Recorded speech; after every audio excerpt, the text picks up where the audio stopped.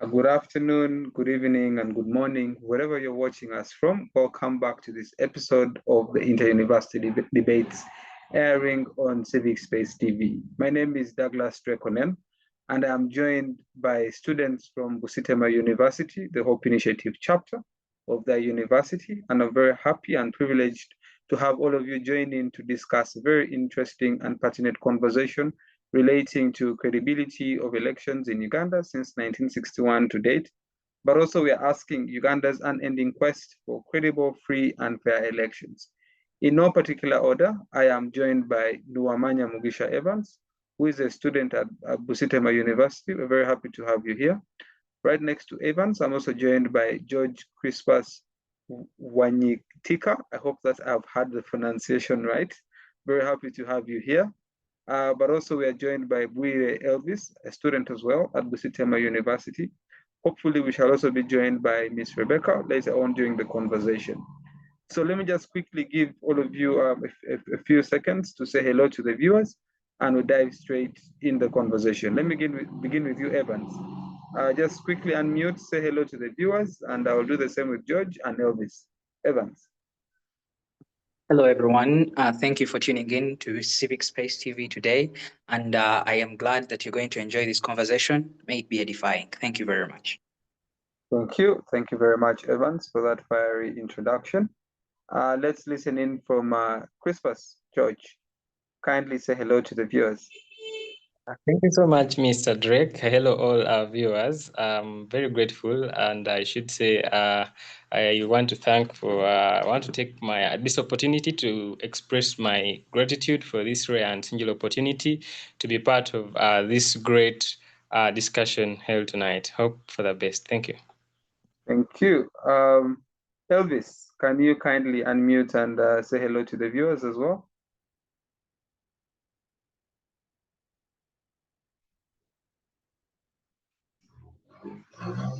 Elvis?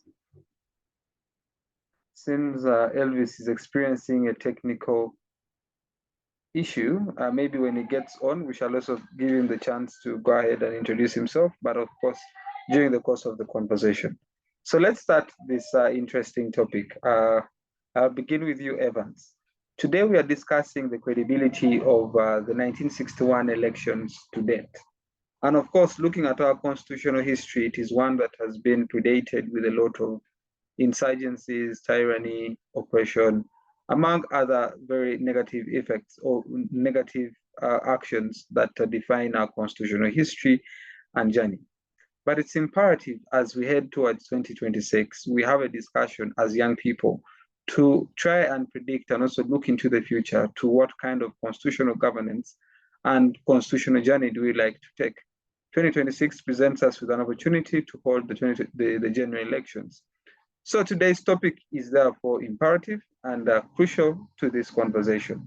So Evans, in trying to lay down a historical context, my question to you is, how would you assess the credibility of Uganda's past elections in 1961 and 62? Did these elections lay a foundation of betrayal, or did it lay a foundation of democratic practice? Evans. Thank you very much, Drake. Now, it is very true, a thing you've said, that they either laid a good foundation or betrayed us. Understanding that in 1961 we were still under the rule of the British colonialists, and therefore the kind of system we used was the Westminster kind of system of elections. But even then, you'll find that it was a multi-party kind of system that was adopted for the elections, and parties like the DP, the Democratic Party, the party of Kabaka Yeka, the parties like the Uganda People's Congress, all these parties came in and they were running. However, you realize that at that time it was entirely run on emotion, given that they were all running on divisive lines. We are the Baganda, therefore Kabaka Yeka. We are the Catholics, therefore the. And this kind of precedence saw its fruit in 1971 when during the and even later the other things came up to divide men along those authoritarian lines were all birthed from this conversation or from these polls in 1961 and in 1962. You realize that in a bid for the Baganda to feel more important, they had to unite with the populist party, the Uganda People's Congress, and the Kabaka Yeka, so that they can win a certain kind of voice and can also overthrow Benedicto Chiwanda, who was belonging to that with the Democratic Party at the time. However, you see that even after all these things were happening, today, when we rejoice, well, I'm not sure if we are rejoicing in a multi-party system, we'll still find that there are certain errors there are certain things that are sadly still true. That the reason we are voting for so and so into power is because they belong with us, not because they have a certain manifesto or because they have promised to do something good for us, but because they belong with us ethnically, they belong with us religiously, they belong with us in a certain perspective. And I think that seed was cast on us in 1961 when, because of emotion and because of a kind of transition. You see, it is also important that we are not very harsh to judge these people, because at that time it was kind of a transition from that colonial rule into self-governance or self-rule for the sake of Uganda. And so you find that it was not, right now when we judge them harshly because of the division. However, it is also important to note that whereas we should not judge them harshly, we are also not supposed to celebrate these divisive lines that are still incumbent even tonight. That the reason I'm voting for Onen is because he belongs with me a certain tribe or something like that. So those lines have had a long impact even today, and that alone is a very huge, and it undermines our framework of governance, and that did not set good precedents for the kind of elections or for the kind of elective democracy that we should be demonstrating today. All right. I will start. Thank you. Thank you. Thank you very much for that succinct submission. It is your submission in summary that the foundation laid in 1961 and 62. You seem to offer that to some extent it laid the foundation of betrayal, but to a certain extent it still laid the foundation of democratic practice. And from your submissions, I would also want to pose the same question to Chrispus, because from the submissions of Evans, he's trying to balance the boat and give credit and criticize, but also give credit and still criticize. But we shall get to the bottom of it. Chrispus, how would you as well assess the credibility of Uganda's past elections in 1961 and 62? In your opinion, did it lay a foundation of betrayal or did it lay a foundation of democratic practice? Well, thank you so much, dear viewers and Mr. Drake, for that wonderful question. I think the question is very clear to me. Did the 1961 elections lay a foundation of democratic practice, or did they lay a betrayal? Just as Evans has laid it clearly, the elections of 1961 did to some extent lay a foundation of democratic practice, but however, they also exhibited betrayal. In that we know very well, as Evans was sharing us, that the 1961 elections of Uganda were a turning point in the history of Uganda in the journey towards independence. And we know that very many historians, very many analysts try to describe these elections reflecting both a foundation for democratic practice, reflecting an aspect of betrayal, depending on the perspective taken. We know that the 1961 elections were the first elections that were held in Uganda under the British rule, and they were meant to prepare Uganda for self-government. We know that the Democratic Party and UPC are the key parties that participated in these elections in 1961. I don't want to take so much time into that, but the question is, did it lay some betrayal? Did it exhibit some betrayal? And did it lay a foundation for democratic practice? Yes, it laid some foundation for democratic practice, and there was betrayal justified. How was betrayal justified? We know that the 1961 elections were boycotted by Uganda, much as the British colonialists tried so much to organize elections. We know that Buganda Kingdom boycotted these elections to participate. It rather preferred representative through the Luchiko, the so-called Luchiko, that assembly. So the boycott by Buganda Kingdom, that was the most influential region by that time. Their refusal to take part in the election is one of the things we can see that the election portrayed betrayal because of its autonomy.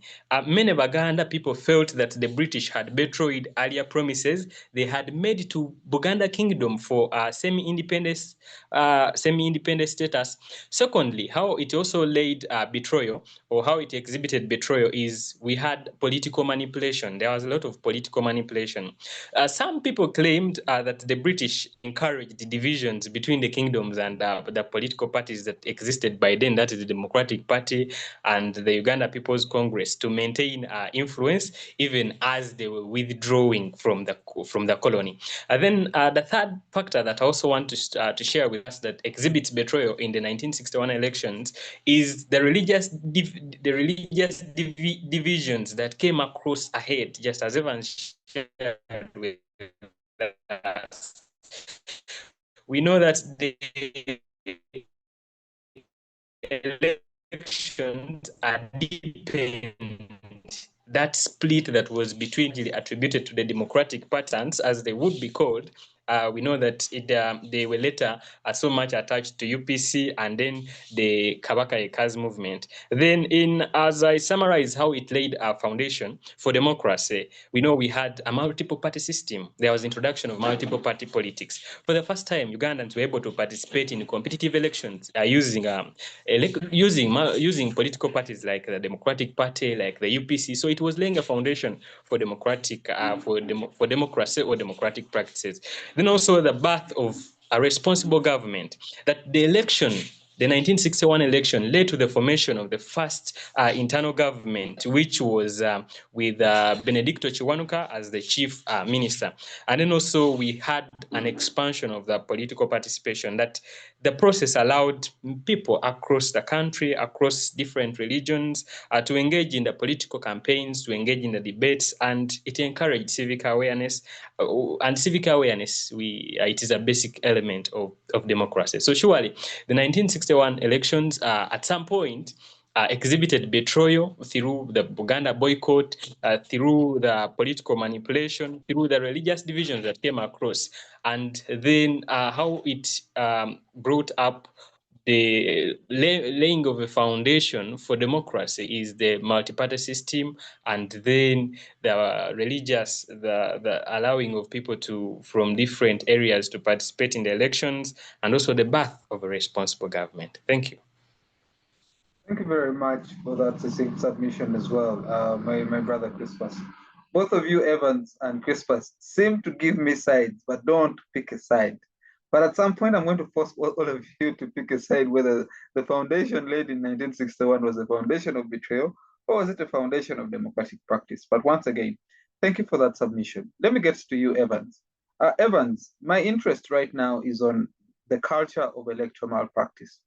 The submissions of Chrispus highlight the nepotism, sectarianism that began in the elections in 1961.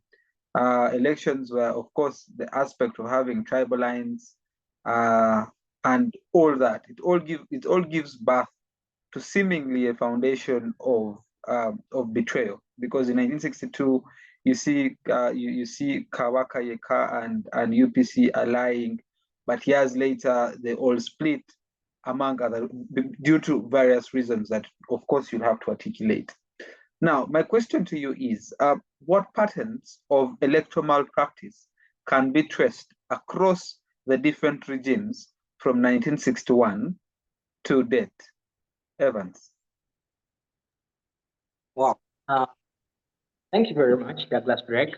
You see, from 1961, there was always this idea of a corporation. It was like I told you in my first submission, it has been an emotion. Yeah, the people are only emotional. When that alliance between the Kabaka Yeka and the Uganda People's Conference occurred, it was not to any long-lasting effect. It was not to get something that was sustainable after that. They were only trying to They were not even trying to, to get into governance, I may say. They were not thinking about the people they're going to rule.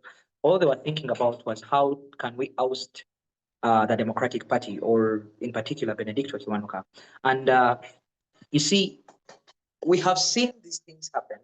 I want to note very sadly that in the last elections, we had very many opposition parties gang up and try to come up with something like that. But you see, because of that difference, you see, the other time when Semujung had stood for the post of Speaker in Parliament, when he did not make the first priority to the persons, what happened in his speech? He said he wanted to expose to the world how ununited, how divided the opposition is. Yeah. Now that statement for me is something that's very, very serious. What he was trying to show us that the opposition, even when they are trying to win, when they are trying to achieve a certain agenda, in and of themselves enacted. You see, so that alone can be traced to 1962, that union. However, even away from that, he realized that in 1980, after that, the election in 1980, the least voted for and voted contested the result, so much so that uh, he had to go because he felt so offended about how unfair the results were. And you see, all of this is coming at a time when, meanwhile, this was the least candidate who expressed his dissatisfaction and disappointment in the whole electoral process. That means that even without considering him, those that had scored much higher than him must have been even frustrated. Yeah, except he took it upon himself to do that. However, all of these things today, all that unleveled ground. The reason we are trying to, you see, the topic is the credible, free, and fair election. So the unfairness in the unities that were being forged back at the time, we were trying to unlevel the ground to give a certain section of people an advantage over another. Now, that may not be common today in that direct manner and form, but believe you, happen on a very sad note. And that alone tells us of how much far or how different the practice of our electoral democracy is from what we have documented. Yeah. So most of the things that we are suffering today, most of the unfairness that the opposition persons who are running, especially for the office of president, are going to bring up and try to cry about, all of these things we find are entirely rooted to how we have been doing from 1961. All right, thank you. Elvis, are you able to make your submissions now? Let's try and see if you're connected. Elvis, are you there?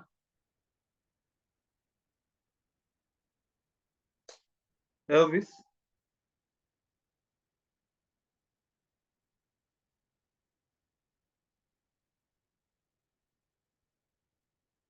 Elvis, you're muted. Please unmute. Okay, looks like we have lost Elvis. Let me get back to you, Chrispus. The conversation that we have just had from Evans in trying to assess or trying to understand the patterns of electoral malpractice that can be traced from 1961 to date, it gives us an elaborative submission. But right now, I want us to, to use those historical experiences to also help us understand disputed elections. You know that elections here in Uganda have been disputed. For example, the 2006 elections was disputed by Colonel Dr. Kiza Besigye. In 2011, we also had elections being disputed, among others. So my question to you is, to what extent have historical experiences of disputed elections shaped Uganda's political culture?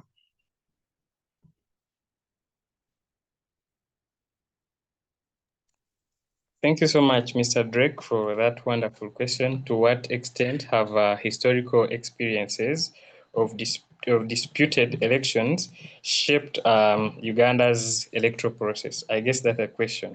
Am I right? Yes, please. All right. So this is a very deep and analytical question, if I would say, and it's one that is relevant for understanding the politics of Uganda today.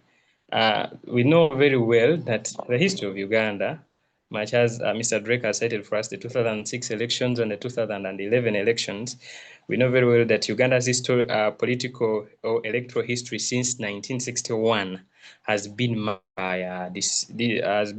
by disputed and controversial elections. If I may focus on the 2000, or if I may just briefly run through from the one of the 1961, we very well know that the early elections, the 1961, they created a deep regional, religious, and political divisions, just as we clearly stated it here. That is how they shaped the Uganda's electoral process by then. That the politics was shaped by religion, that DP is for Catholics and maybe UPC is for the Anglicans, that the Kabaka Yeka is for the Baganda. We also, that boycott as well, the boycott by the Buganda Kingdom and the UPC and the Kabaka Yeka Alliance set a precedent for political manipulation and mistrust. So we see that some of these things that have been happening have been setting such precedents, like a precedent for political manipulation and mistrust. And these experiences that happened earlier have made later governments that have come in to also focus on political dominance rather than us having fair elections. In fact, elections have come to be seen as tools for power consolidation, not national unity. If we to look at the 1980 election, the 1980 election was widely believed to have been rigged in favor of the UPC directly, which triggered the Bush War, the 1981-86 Bush War that led the national resistance movement to power. This experience clearly demonstrates to us how disputed elections can lead to violent conflict. In that, we see that the NRM government initially promised that no more rigged elections and introduced reforms in the 1995 constitution that also led to the creation of an electoral commission.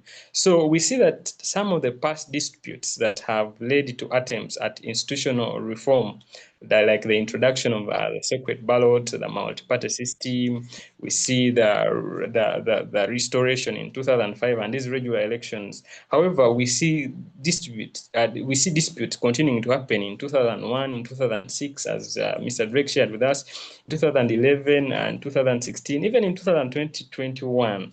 These have clearly showed that lessons from history have not been fully internalized. So the repeated irregularities, the repeated intimidation, the vote buying and biased institutions that we have reveal that the electoral process that we have remains heavily influenced by the past habits, that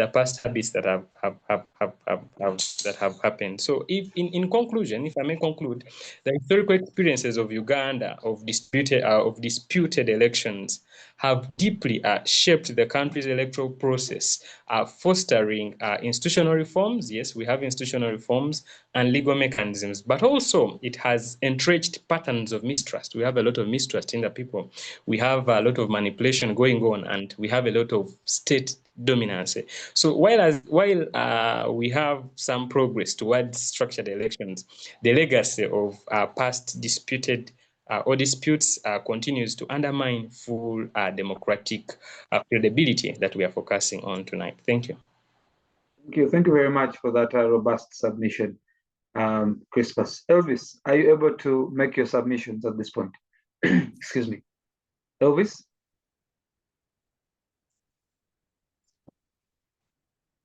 Elvis, are you there with us? Mr. Drake. Are you there? Yeah, I'm on. I'm yes, on. Yes, I would like to pose to you a similar question, just like I've asked Chrispus. To what extent, in your opinion, have historical experiences of disputed elections shaped Uganda's political culture?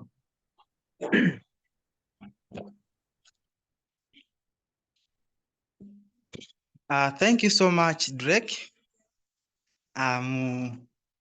Sorry for the interruptions I've had depending on the gadget I was using, but by God's grace, I'm on. When you look at the elections that the Ugandans went through from the start, that is from 1961-62 when the Britain were handing over power to us or to the Ugandans, you find that Uganda has had various elections. And when you base on them, all the experiences that Ugandans have had, one, I'm going to say that they much affect the current election processes that Ugandans are going through. Reflecting back to the elections in the 1980, where we had wars, bloodsheds, and a lot of things, harassments, using military rule and using the military or the police and the army in doing majority of election processes. We find that that one has even carried on up to the current election processes that we are always having. I want to reflect to the last general elections that we had. That was 2021. We saw how people were humiliated. We saw how people were harassed, and we saw how people were mistreated. So reflecting back to the harassments that were there back in the 1990s, we see these things carrying on to this particular moment of time whereby Ugandans are experiencing the same. Now, I would refer to the 1989 NRC election, whereby this was a single party election. We understand all the people who stood to vie for positions of leadership were supposed to be under one arm. And I want to bring it in a way that the one who was in charge of government, His Excellency Yoweri Kaguta Museveni, that situation has carried on to the current electoral status quo. Because you find that this was a moment when Museveni did not accept the idle multi-party system and allowed people to go on with the single party system. Why do we see the implication of such elections to the current election processes? We find that there is now dominance of power in one party. Let me be open and say the NRM government. Why? Because the aspect of the single party system brought an idea whereby all the people that were supposed to be part of that election had to come under the same umbrella. That's when now Museveni developed that strategy of having very many people up in his umbrella. And you find right now that there is dominance of political leadership and governance in one party. You go to the parliament and find very many politicians, very many MPs under one party, because this is something that he started some time back. So that experience affects tonight's or the elections in the status quo in a way that you find very many people having or coming from the same umbrella. Thank you so much, Drake. Thank you. Thank you very much. Evans, let's switch the conversation now to the 1995 Constitution and the legal framework. This document that was promulgated on 8th of October 1995 promised Ugandans to deliver a free and fair election. But 30 years later, we are still contemplating whether this document has fulfilled its promise. Hence this question. The 1995 Constitution promised us free, fair, and credible elections. 30 years later, has this Constitution delivered on that promise?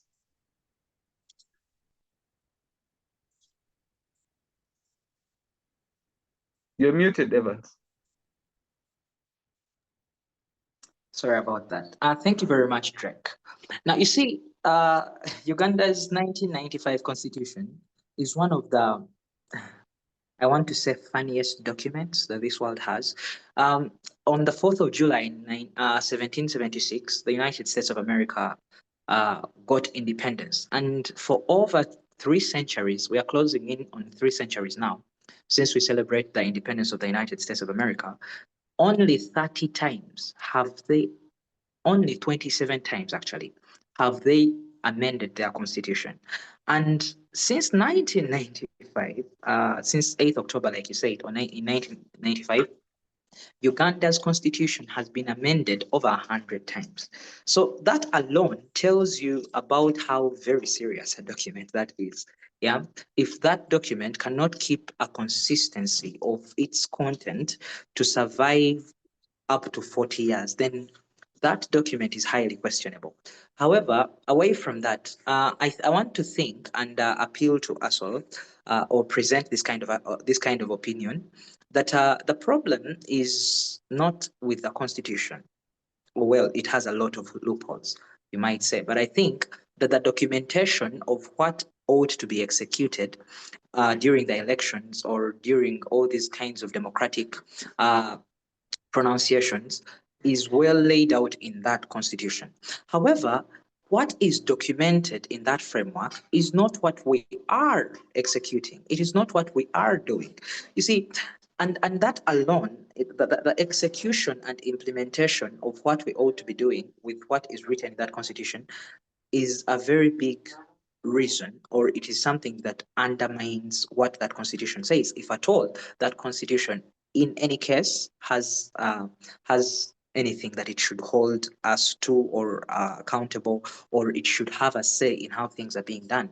But you see, from the independence of the Electoral Commission to how the other parts of the executive, especially the police and the army, and then the sovereignty of the judiciary, how all these things are laid out concerning how these 3 arms of a democratic government are supposed to run. In implementation, you'll find that it has all been made a joke. The parliament are going to remove the age limits because each of them has apparently received 21 million from someone, and they're going to shift that. And you see, it was very disappointing and disheartening that in 2001, 2006, and I think 2016, on 3 occasions, the Supreme Court found that there were major irregularities in the election, in the results of the elections that had been declared, and yet even after proclaiming that truth, they could not effect anything, even when they had all the mandates to operate on that kind of resolution they had made. So you find that if we cannot, even after we have observed the parameters that have been set before us by this recipe book, the Constitution, you'll find that because we cannot implement what it is suggesting, then that document has been trivialized. We now have up to 5 million new about the electorate, the voting body, the people that can elect now in Uganda have grown by 5 million. That means 5 million new people can vote in Uganda.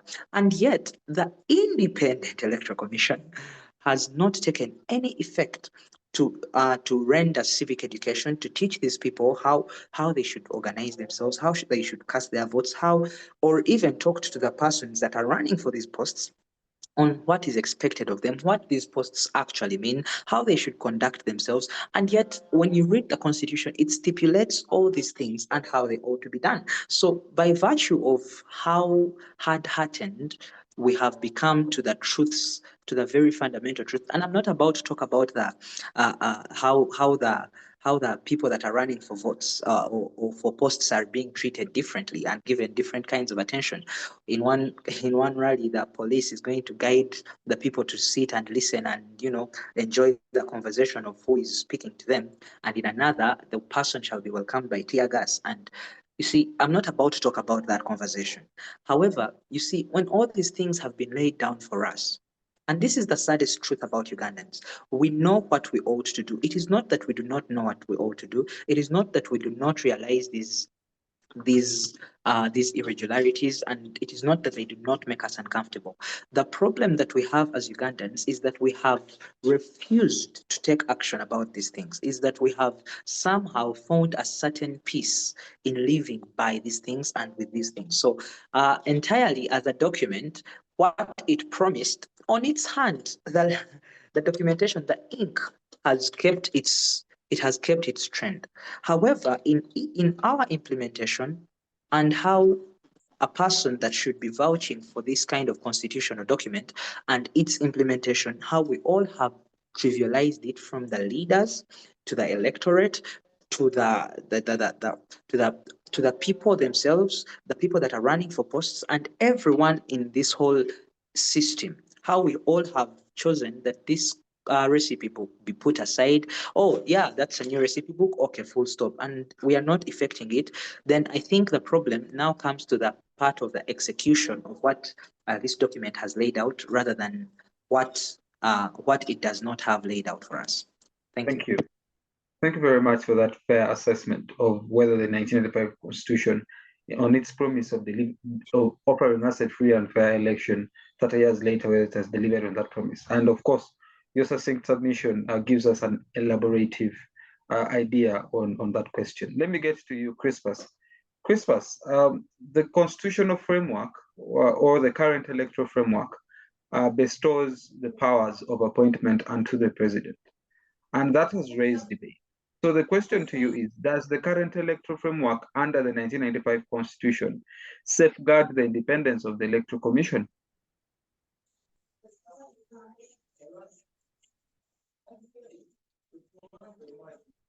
Well, thank you so much, Mr. Drake, for that wonderful question. Does the current framework, I beg your pardon on the question. Does the current electoral framework under the 1995 Constitution safeguard the independence of the Electoral Commission? Does the current framework of the 1995 Constitution safeguard the independence of the Electoral Commission? Well, thank you so much for that question once again. The 1995 Constitution, I don't want to deviate so much from what Evans has shared with us, and I want to actually do this in brief so much. It vests all powers in the president. The 1995 Constitution clearly states that the president is a fountain of honor. But we very well also recognize that the president, to come into power, it is through a democratic process. And this democratic process is a process of where people are able to vote, where people are able to choose between the leaders that have contested.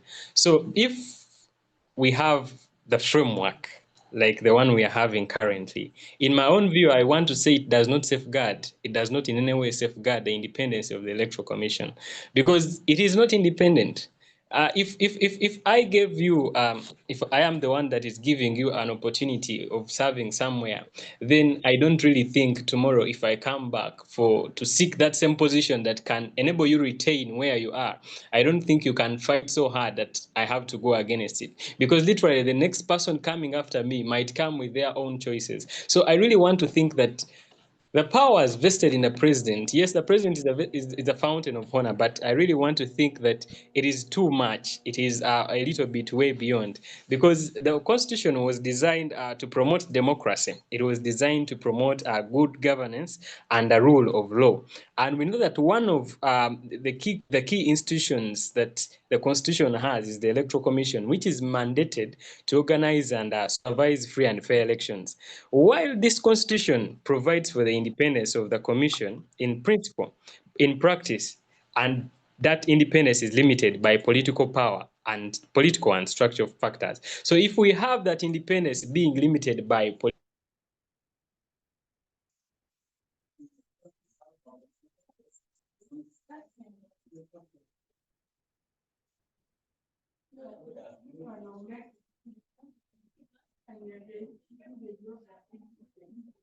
Chrispus, are you there? Chrispus?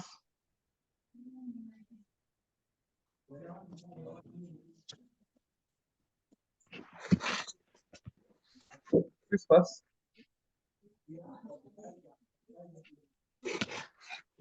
Chrispus? Okay, looks like we have lost Chrispus right there. Elvis, let me get to you, and of course, as a follow-up to the question that Chrispus was answering, whether the current electoral framework under the 1995 Constitution safeguards the independence of the Constitution. The submissions of Chrispus were still showcasing that most powers are bestowed on the president to go ahead and appoint the electoral commissioners. So my question to you is, should the appointment of the electoral commissioners remain a prerogative of the president, or should Uganda explore independent selection mechanisms? Elvis. Thank you so much, Mr. Drake, for that wonderful question. When we reflect to Article 61 of the 1995 Constitution, that reflects that the powers of appointment of the Electoral Commission members is in the hands of the President. But then, we must understand that this is a case whereby the members of Parliament are supposed to approve before that person is announced to be maybe a member of the Electoral Commission or even the chairperson in this case. So your wonderful question of whether the idea of the president appointing the EC member should go ahead, or Uganda coming up with an idea of getting this electoral commission executives and the members of the same EC in a different matter. Well, we should look at a case whereby the members of parliament are elected by people from the grassroots, from their places of residence or from their constituencies. But we come to identify that they have also in some points in time failed to live to their expectations, failed to deliver to their expectations. So for me, my idea is the members of parliament have let the citizens down in this matter, because even when their president appoints somebody whom they think is not supposed or cannot eligibly execute such duties, they are supposed to fail approving, or they are not supposed to approve such a person. So you find that the powers also lie in the members of parliament, because when they fail to approve a person, automatically the president cannot just refuse and say, we have this to take charge of the electoral commission. So I would argue that, or I would suggest that at this particular point in time, the members of parliament have to be held responsible, because why would they go ahead to accept or to approve somebody who is not supposed, or who is not eligible, who is not going to effectively execute his duties? And then when we say that let Ugandans continue now electing another or choosing the EC executives, that one is going again to bring more stories. So for me, my idea would be let the executives, let the EC members continue to be appointed by the president, but the members of parliament who are supposed to approve also play their part. Let them also fulfill their responsibilities of approving somebody whom they feel like is going to do his work or is going to execute his or her duties perfectly. Thank you so much. Thank you so much, Elvis, for that submission. And of course, the conversation is still going on. Let me get to you, Evans. Evans, I'm interested now in Uganda's democratic practice. The question to you is Uganda's recurring cycle of contested elections a reflection of weak institutions, or is it a reflection of political culture?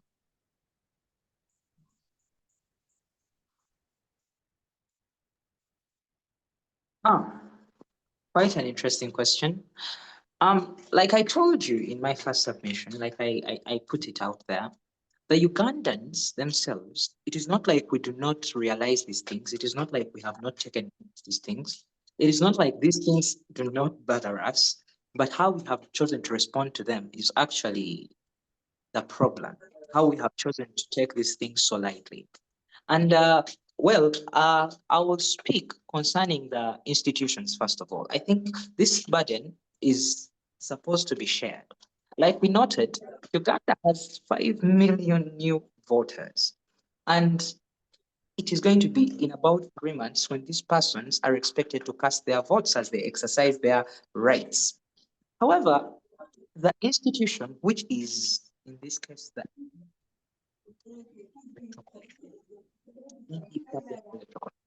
has not taken any effort to teach these persons what they are supposed to do, to show them how they are supposed to behave, how they are supposed to curb their emotions, how they are supposed to express themselves, and all these things. These people have been reluctant about it. And that alone suggests to us how the institutions have actually failed us on that. Elvis submitted earlier that the problem is not with the president's, which by the way I have a problem with that the president should not, we should not blame the president for selecting the leader of the Electoral Commission. However, I think, first of all, that is a deficiency in itself, knowing that the president is also going to come back and run as an incumbent, or an incumbent president is going to run after they have elected the chairperson of the Electoral Commission. But also away from that, I think that the legislative arm of the government, which is the parliament, I think they have been compromised, so much so that if the president suggests someone, they are only going to approve without contestation.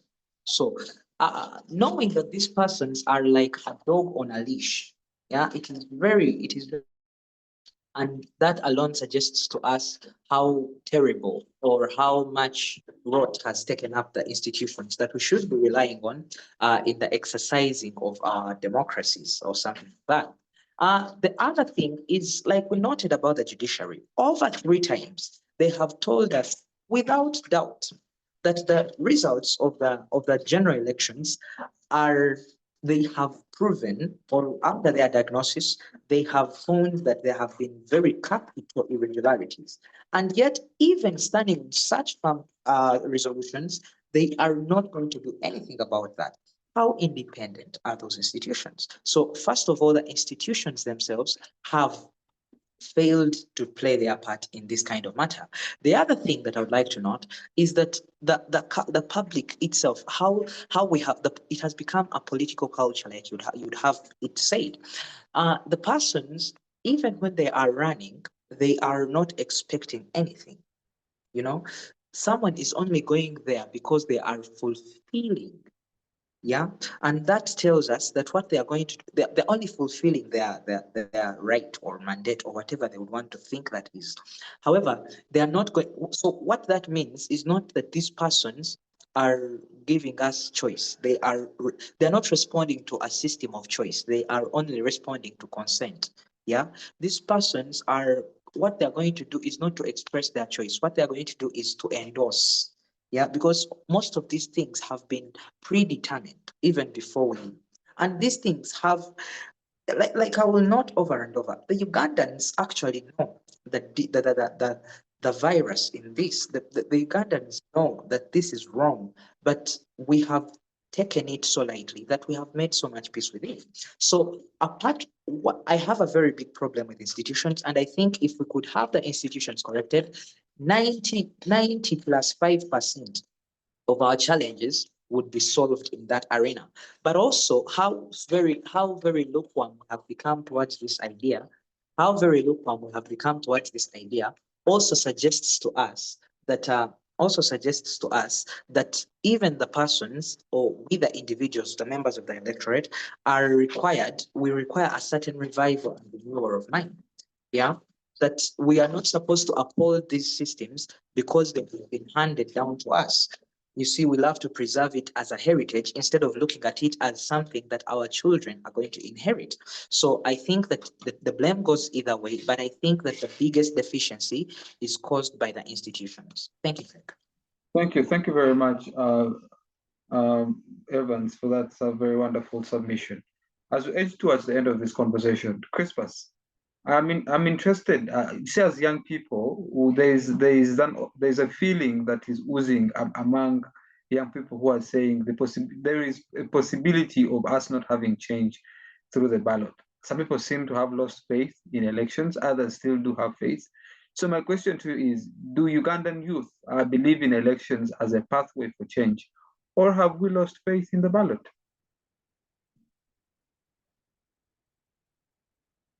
Thank you so much, Mr. Drake, for that question. Do Ugandan youth believe in the ballot, or we have lost hope for that way?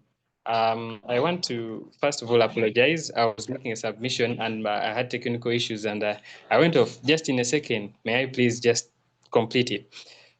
Because I was talking about how the safeguarding, how the 1995 Constitution has safeguarded the independence of the Electoral Commission. So I was concluding by saying that the 1995 Constitution provides a legal framework, but this legal framework theoretically safeguards the independence of the Electoral Commission, as it is clearly seen in Article 62 of the Constitution. However, in practice, in practice, the independence is compromised by the presidential appointments, as we have been talking about, the financial dependence, and also political interference. Then lastly, therefore, with this constitutional framework like that, which was supposed to lay a foundation for the independence of the Electoral Commission, it does not fully guarantee it in Uganda's current political atmosphere, because theoretically it's there, but practically it's not there. Then do Ugandan youth believe in the ballot, or we have completely lost hope? I want to say yes. Some youth do believe that we can have change, we can have democratic change through the ballot. However, some do believe that we cannot have change through the ballot. I want to say that why I say that some youth do believe that we can have change through the ballot, we have a lot of active participation of the youth. If you analyze how many youth have try to vie for these very many different political positions. When we were having people picking nomination forms for the presidential elections, we had very many people pick. I think we had numbers crossing over to 100. But I believe 50% of the people were the youth. By the mere fact that they can take a step to go and pick, think of picking a form that I can, take up this position. Yes, they do believe in the ballot. So that active participation of the many young people of turning up to vie for the position, turning up to vote, to run for those positions, it really indicates that the youth believe in it. Then we also have that the peaceful mobilization of the youth. We know that the youth are mobilizing themselves through some of these civil society groups that we have. The youth are organizing themselves to have peaceful elections, especially now, like as we head towards the 2026 elections. Dialogues have been organized by multiple youth forums and very many, to show that the youth are still interested and the youth believe.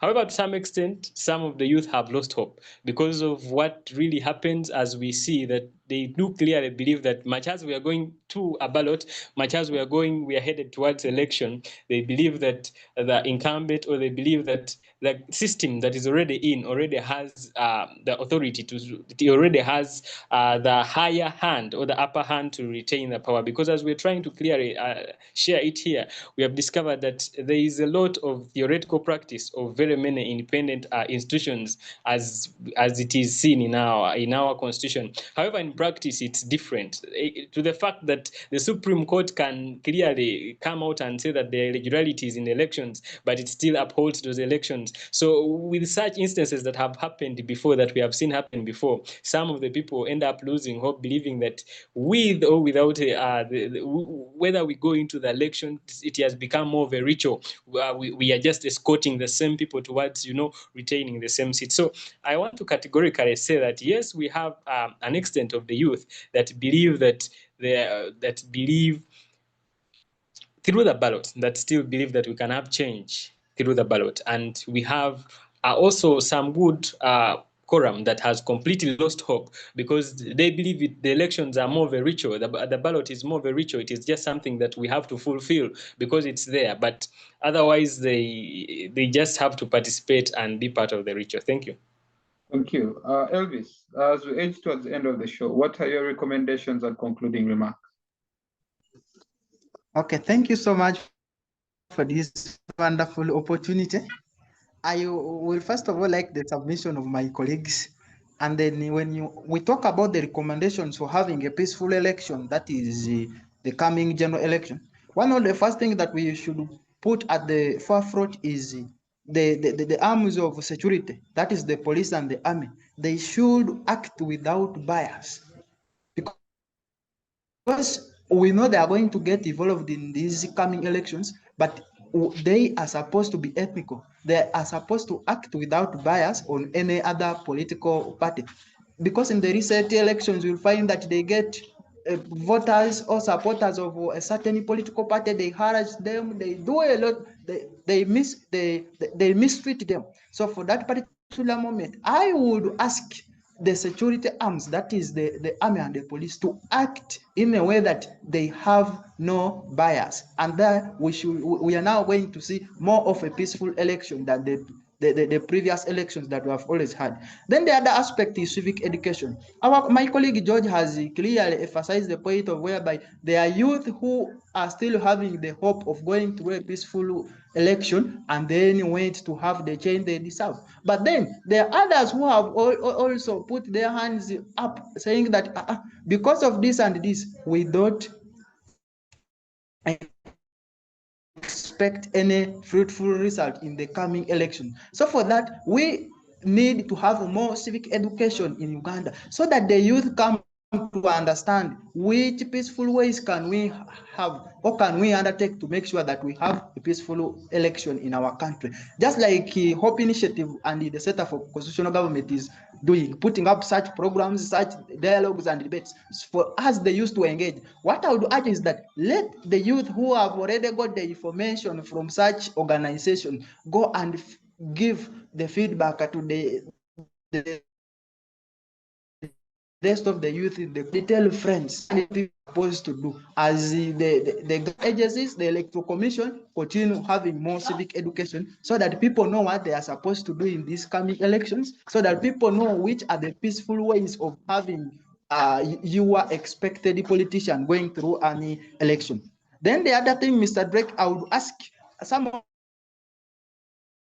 of the institutions like the electoral commission should act independently. They should avoid cases of being driven by powers from different people. We have just seen in these recent nominations whereby other people have been blocked from getting nominated. Recently, we experienced it in Uganda in the open, whereby our current Speaker of Parliament was declared unopposed, but this came after others being denied the chance to do what? To get the nominations. The candidate from FDC reached the nomination center and was denied entering the nomination center. So such a case, you find that there was some bias. So my call will be that let those institutions, more so the judiciary and the electoral commission, act independently, just like Evans brought it clear. For my election petitions, when you recall, whereby the Supreme Court identified a lot of loopholes, whereby the European Union that was also overseeing the election process also criticized the Electoral Commission for a lot of incompetences and non-compliance to the Electoral Commission Code of Conduct or Act. But at the end of the day, we see the Supreme Court saying that though there were these irregularities, but we are not going to change the results of the elections. So for that case, you find that there must have been some of the powers from the other sides, because if you find an irregularity, what are you supposed to do? You are supposed to take the necessary step, and that necessary step can only be taken when these institutions are independent, when these institutions are standing and doing or excusing their duties independently without influence from others. Then Drake, the other thing I would also recommend as we go through or as we approach these coming elections, I would ask the fellow youth to take it our responsibility, because as Ugandans, as the youth, we must identify our stake where we belong in the constitution. We should stop saying that we are the future leaders. We are the leaders, we are the current leaders, and we shall continue leading our country by disseminating this knowledge we have got to other youth so that we do the right thing. Thank you so much. Thank you very much, Elvis. Chrispus, what are your concluding remarks? Thank you so much, Mr. Drake, for this wonderful opportunity, and thank you so much, viewers, that have been part of this wonderful talk tonight, as we are looking at Uganda's, as we are assessing the credibility of Uganda's elections, and also looking at Uganda's unending quest for free and fair elections. My concluding remarks, I just want to add a small highlight to what my brother Elvis has just been sharing with us. Much as we need all those recommendations as well, I also want to bring it to our notice that we need to preach an aspect of patriotism. You know, today we have been instilled in an aspect of nationalism, but when you try to understand the two aspects, they are a little different in some way or another. In that we know that I want us to clearly understand that patriotism refers to love for one's country. But then when we are talking about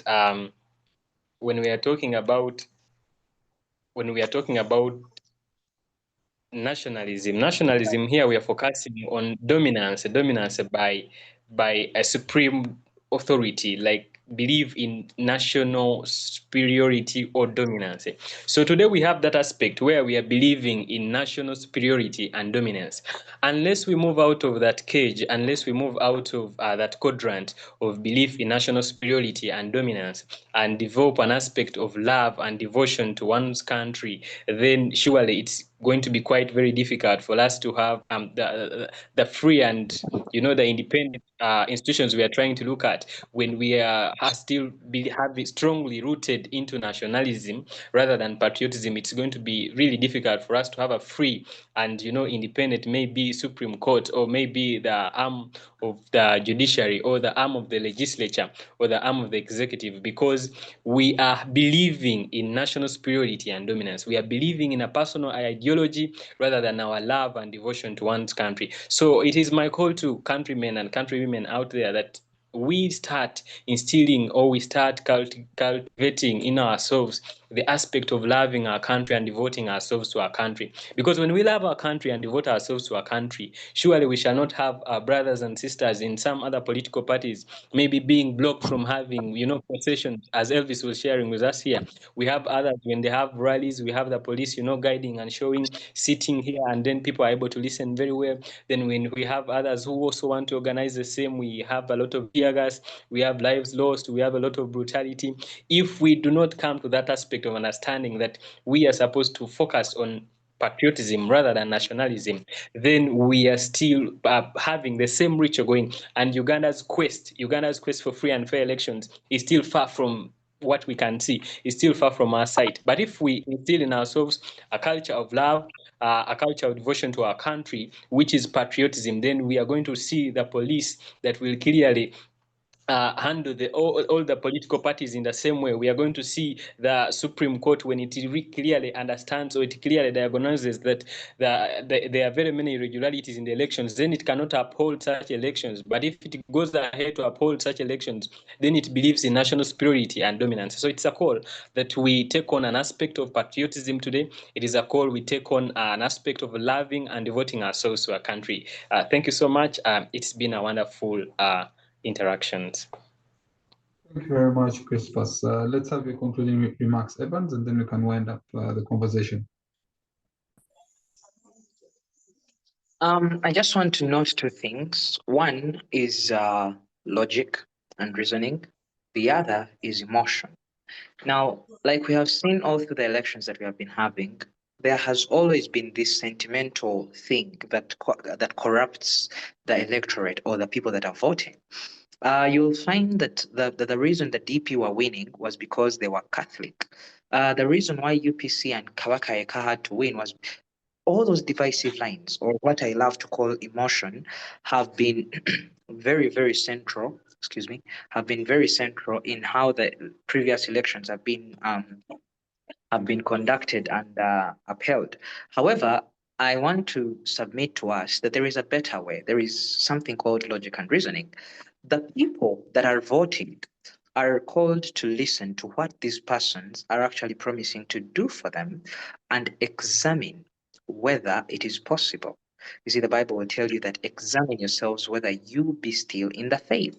So if we can have these manifestos tested, if we can have the persons that are presenting these documents before us tested and then approved, then we can have a credibility, we can have a certain sense, or we can have something to rely on.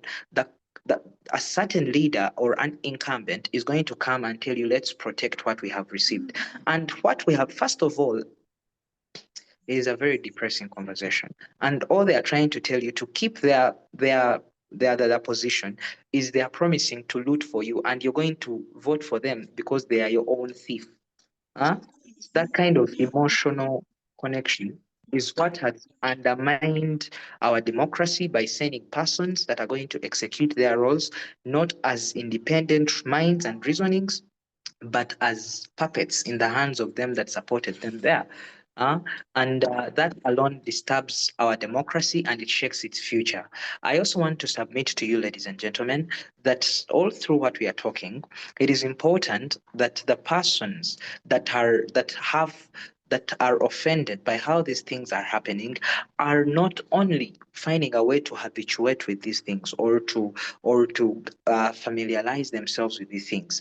When these things have affected us, and we are called on to have a say about it. We are called on to adopt, to change our minds towards some of these things, that we might establish what the people that are coming after us are going to inherit.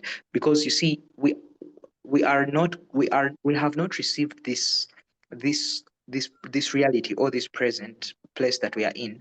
We are not living here because of what we inherited from our forefathers, but we are living in here because we have borrowed this time from those that are coming from that are coming after us. So it is important that we ourselves find the heart and the gist to take action and to respond to these things for God and my country. Thank you. Thank you very much, Elvis, Chrispus, Evans, for these wonderful submissions that you have made today. Personally, I've enjoyed it. It's been very fiery, it's been very engaging, and it's been very enlightening. And of course, that goes without saying.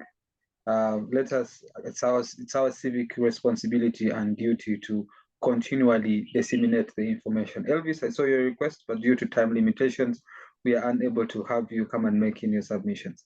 Otherwise, from the Center for Constitutional Governance, we would like to say thank you to Hope Initiative of Busitema University.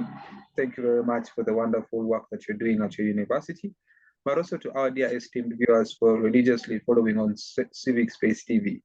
Thank you. Have a good afternoon, good evening, good morning, wherever you're watching us from. See you in a few.